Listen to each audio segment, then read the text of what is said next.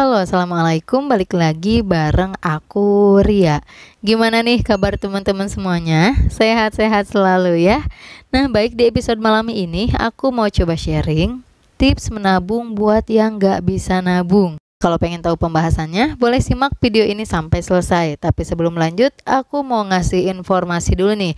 Buat yang lagi nyari alat nabung, misal celengan target, dompet disiplin, atau binder untuk budgeting, boleh banget klik keranjang yang ada di layar atau langsung saja ke deskripsi. Di sana sudah ada linknya. Mudah-mudahan bisa bermanfaat. Baik, langsung aja yang pertama, tips menabung buat yang nggak bisa nabung yaitu ikut arisan. Nah, kalau misalkan teman-teman selama ini udah nyoba nabung nih, tetap aja nggak bisa, susah banget nyisihin untuk nabung, tapi pengen nih uangnya aman, nggak habis gitu aja, silahkan ikut arisan. Tapi dengan catatan ngambil urutan terakhir ya. Jadi biar benar-benar kerasa nabung. Karena kan kalau ikut arisan berasa punya kewajiban, nah otomatis seolah-olah kita itu dipaksa untuk nabung ya, dipaksa untuk menyisihkan. Nah, tapi pastikan dulu nih kalau ikutan arisan yang megangnya siapa, kita udah tahu ya track recordnya, orangnya amanah, bisa dipercaya. Jangan ibaratnya asal ikutan arisan, takutnya nanti ada hal-hal yang tidak diinginkan kayak gitu. Selain ikutan arisan juga, teman-teman belajar untuk nabung recehan di rumah. Mau itu 1.000, 2.000, 5.000 nggak apa-apa ya. Agar apa? Agar terbiasa. Karena nggak mungkin kan kita selamanya harus ketergantungan sama arisan, ketergantungan sama orang lain. Usahakan suatu saat nanti kita benar-benar bisa nyimpen uang tabungan sendiri kayak gitu ya. Kemudian yang kedua, tips menabung buat yang nggak bisa nabung yaitu menabung otomatis. Nah, jadi menabung otomatis itu artinya setiap bulan sejumlah uang langsung dipindahkan ya dari rekening utama ke rekening tabungan tanpa harus ingat atau tanpa harus transfer manual. Nah, makanya di sini penting banget nih, teman-teman tentukan nominal yang pas sesuai dengan kemampuan nabung. Sering banget aku bilang ya, silakan hitung total penghasilan teman-teman selama 1 bulan itu berapa, total pengeluarannya berapa, nanti ketahuan kemampuan nabungnya berapa. Misalkan Rp500.000 atau mungkin Rp1.000.000. Pokoknya jangan terlalu besar, takutnya nanti untuk kebutuhan sehari-hari kurang, tapi jangan terlalu sedikit juga, biar nanti jumlah tabungannya bisa maksimal. Nah, tentukan juga tanggalnya, misalkan pengen nabung otomatis tiap tanggal gajian, tanggal 26 atau mungkin tanggal 27. Nah, jadi silakan. Insya Allah dengan menabung otomatis, teman-teman akan lebih disiplin ya. Tiap bulan nabung tanpa lupa, karena udah otomatis dipindahkan ke rekening tabungan. Kemudian yang ketiga, tips menabung buat yang gak bisa nabung yaitu minta bantuan orang yang bisa dipercaya. Nah, kalau misalkan teman-teman tipe orang yang susah banget nahan diri untuk nggak ngambil uang tabungan, boleh menitipkan uang tabungannya ke orang yang sekiranya bisa dipercaya. Mau itu orang tua, saudara, kakak, atau mungkin teman.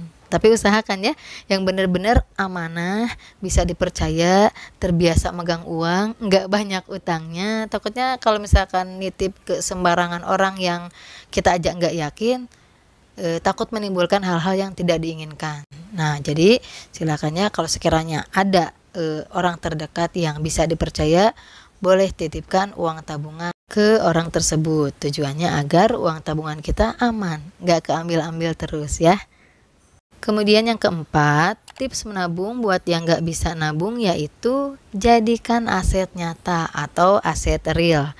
Nah, kalau misalkan tabungan udah cukup lumayan nih, terkumpul 1 juta atau 2 juta rupiah, boleh banget teman-teman belikan logam mulia. Nggak apa-apa, graman kecil juga ya, mau itu setengah gram atau mungkin 1 gram. Tujuannya apa? Untuk mempersulit akses kita mengambil atau menggunakan uang tabungan tersebut. Kan kalau berupa uang, gampang banget ya, kita ngambil uang tabungan atau mungkin minjem dulu uang tabungan, tahu-taunya nanti ngegantinya susah. Nah, kalau kita jadikan aset real, dibelikan logam mulia, kita akan kesulitan ya, mempersulit akses kita untuk menggunakan uang tabungan tersebut. Kan PR banget misalkan kita tergoda untuk membeli yang kurang penting, terus kita harus ngejual logam mulia, kan repot ya. Selain itu juga pasti akan ngebuat kita lebih semangat nabungnya. Kan kelihatan wujudnya, fisiknya, ada 1 gram atau mungkin punya yang setengah gram 5 pieces logam mulia. Nah, itu pasti akan ngebuat kita jauh lebih semangat nabungnya. Jadi silahkan teman-teman jangan nunggu dulu uang tabungan terkumpul banyak, takutnya nanti malah tergiur untuk memakainya. Mendingan jadikan aset real aja ya. Beliin logam mulia dengan geraman yang kecil, nggak apa-apa. Nah, jadi kesimpulan pembahasan di episode malam ini mengenai tips menabung buat yang nggak bisa nabung. Yang pertama, ikut arisan tapi usahakan ambil urutan terakhir. Kemudian yang kedua, menabung otomatis. Yang ketiga, minta bantuan orang yang bisa dipercaya. Dan yang keempat, jadikan aset nyata atau aset real. Nah, oke, mungkin cukup sekian pembahasan di episode malam ini. Sekali lagi, aku nggak ada niatan untuk menggurui. Aku cuma pengen sharing aja.